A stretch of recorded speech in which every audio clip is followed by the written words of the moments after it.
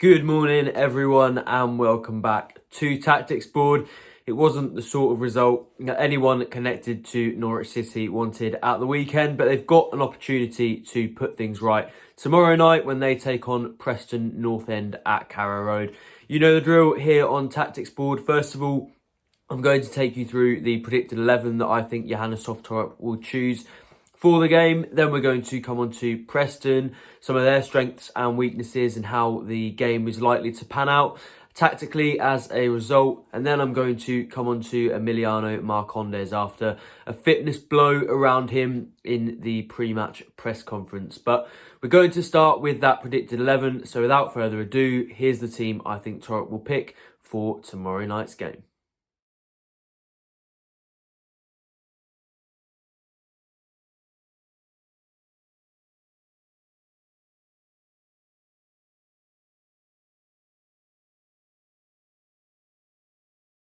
So I've gone for Angus Gunn in goal, Kellen Fisher at right back, Shane Duffy and Callum Doyle at centre back, with Lucia Mahovo on the left side of the defence, Kenny McLean, Anis Ben Slimane and Marcelino Nunez in midfield, with Oscar Schwartau on the right, Borja Sainz on the left and Josh Sargent through the middle up front. And it feels like there will need to be maybe a couple of changes, not only for fitness reasons, and of course we'll come on to Marcondes, who's expected to be out for around 2 weeks, but also because obviously it was a pretty lacklustre performance on Saturday, and also there will be tired legs after that game. Only 3 days turnaround really, and a very short one compared to what Norwich have had in recent weeks.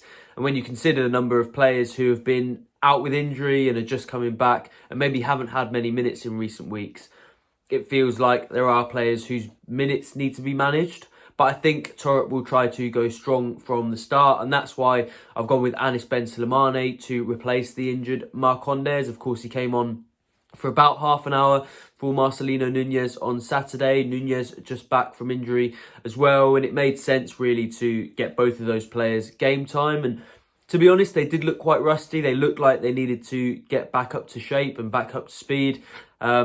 But they are the sorts of talented players that Torp loves to have in his midfield, in possession, especially against a team like Preston, who probably will allow Norwich to have the ball in midfield and will sit deep and force them to try to create chances against quite a solid and quite a stubborn, well-structured defence. It feels like players like Slimane and Nunez, with the amount of skill that they have and some of the creativity that they have, the passing range, they could be really important for Norwich. Of course, there are other options, and you could put Oscar Schwartau in that midfield, but it feels like Torp is really keen to go with him in a wide role more often than not, and that's why I've got him on the right wing. It does feel like there needs to be maybe someone else in that position. Ante Sianat's really struggled against Derby and hasn't really looked all season like a player who you can necessarily rely on. I think we've all seen his qualities. Of course, he's got a few goals. He's clearly talented and he's clearly got that technical ability, but he just doesn't impose himself on games enough. And in a game like this one, where Norwich will really need to make it about themselves, they'll need to be direct in their intentions and they'll need to be proactive and trying to make an impact on the game. It feels like somebody like Schwartau, whose first thought and their instant, their first touch is always to open up a situation where they can progress the ball and they can create something, rather than maybe some of the slightly more passive players in the team who maybe can be useful in certain scenarios. But you feel like in this one, where time is of the essence, Norwich will need to make a fast start to open things up. Somebody like Oscar Schwartau, who maybe has a bit more of that positive intention, would maybe suit Norwich a little bit better. And I think if somebody is going to be coming in, given the fact that Matej Jurasek didn't even come off the bench in that last game, it feels more likely to be Schwartau, who of course has played there quite often for Norwich this season. I know Hernandez still injured, of course, so not going to be him out wide. And then on the left-hand side, I've gone with Sainz going straight back in. And I actually think Lewis Dobbin has been pretty good for Norwich. Maybe could have produced a bit more end product and could have done more in those one-on-one situations, but he gets in really good areas. Technically, he's a very good player.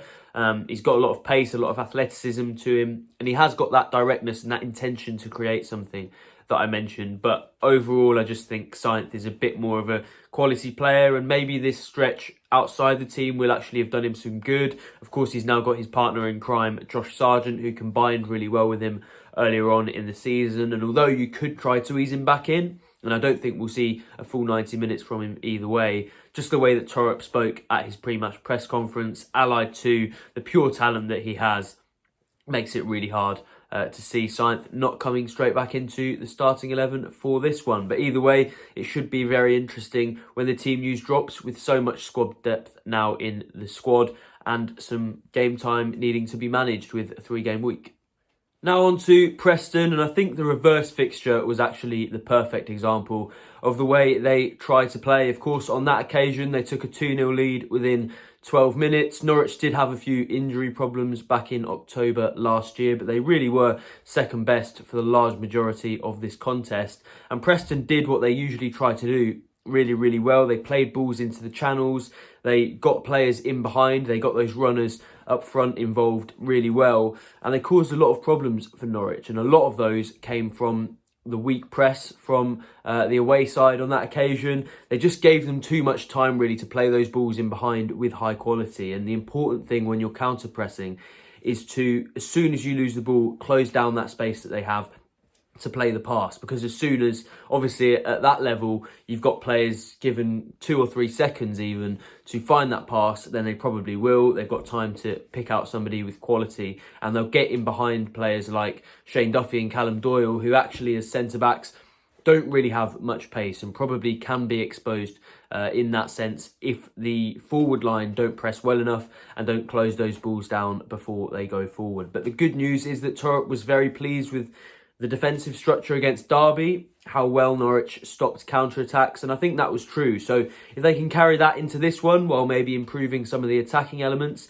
then that will be a key area for them. Of course, winning the physical battle as well, and I suppose the typical cliche would be earning the right to play, but mainly I think that pressing is really, really important, and then just a little bit more quality, a few more players in better areas, maybe making runs beyond to open up that space. It did feel like the Derby defence at times on Saturday were a bit too comfortable and a bit too set in their system, and maybe they didn't have enough players to deal with, enough runners to think about really. And if Norwich provides some more of them, then the space will open up to get it into those number 10 type players a little bit more easily, and then find Josh Sargent from there. But Sargent only really had the one chance on Saturday, and he took it really, really well. But to win this game, you'd like to think that Norwich will try to create more than the one clear chance throughout the game, and they've got a better chance of doing that if they can drag those defenders around a little bit better than they did on Saturday, when they sort of let the defence stay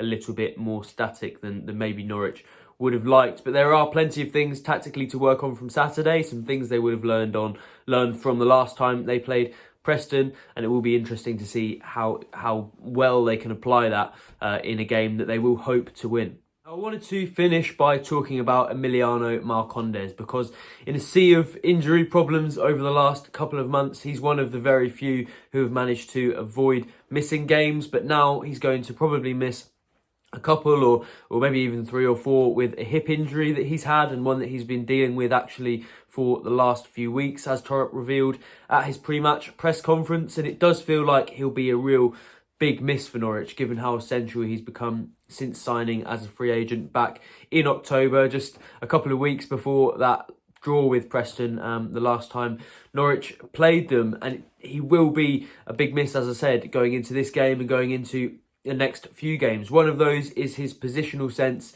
in attacks. He's one of very few Norwich players who are really very good at taking up that sort of number 10 position. They've got a lot of 8s, maybe a couple of 6s, and I suppose that is the way that they're set up with Yahannisov Torup's 4-3-3. But you still need those midfielders getting into advanced areas.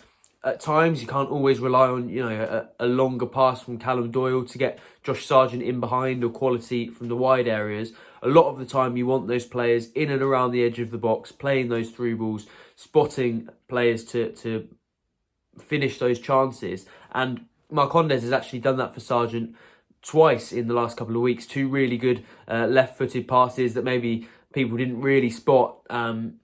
Reverse passes to set up Sargent for those chances that he then went and scored. And you don't really see many players in that Norwich team who can go and do that. They do have players with the quality and with the different types of pass that they can use, but Marcondes is one of very few who actually knows how to find space between the lines. So whoever comes in to replace him, obviously I've said Seaman, it could be Schwartau, but they need to be comfortable receiving the ball with a bit of pressure, maybe with their back to goal rather than just in those midfield areas and popping it between themselves. And they do need somebody who maybe takes that initiative. And without Marcondes, there aren't maybe too many candidates to do it. I actually noticed McLean was in a number 10 position a lot of the time against Derby, and that probably tells you the fact that there weren't enough of those slightly more attacking, more creative midfielders doing that. So they'll need to step up in that sense without Marcondes. And where they'll also need to improve to fill in for him is pressing. I think we've all seen his work rate, and that's probably what Norwich fans love the most about him, the amount of passion that he has, how much he wants to win. And that translates into pretty good running, pretty good pressing. He's got quite a good football brain as well, so he covers the angles really, really well. And when pressing is so important in the system, as I mentioned with regards to Preston and how Norwich can maybe beat them, you need somebody who can do that in that role. So there is a lot of pressure on those midfielders to press a little bit better, maybe press a little bit higher, because Marcondes is very good at that. And that's how things might change. And tactically, there will also be a slightly different role, because the way that Norwich have been using Marcondes a lot is playing him out on the left so that they can get the likes of Sainz and Dobbin into those more inverted roles, sort of on the corners of the box, trying to cut in and maybe shoot.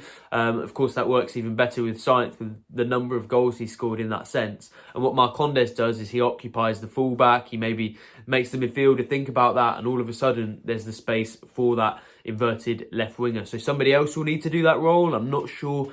Slimane maybe looks that comfortable out wide. Ditto Nunez, and they don't really have somebody to do that. So somebody will have to do that slightly uncomfortable role, be in that slightly uncomfortable position that Marcondes has really made his own at times and has made a really essential part of how Norwich build attacks, unless Torrent wants to go in a different direction, which may well be his diagnosis after maybe a slightly predictable performance against Derby on Saturday. But whatever he does, it should be an interesting match. And of course, we'll have all of it covered across our channels. So go to pinkham.com/subscribe if you haven't already, and you'll have access to absolutely all of our live coverage, opinion, analysis, all the preview stuff that's still coming your way. And yeah, plenty of good stuff if you don't mind me saying. Thank you very much for joining me on Tactics Board. Of course, I'll see you again before Hull at the weekend, when hopefully everything's feeling positive again after a pick-me-up for Norwich against Preston. See you then.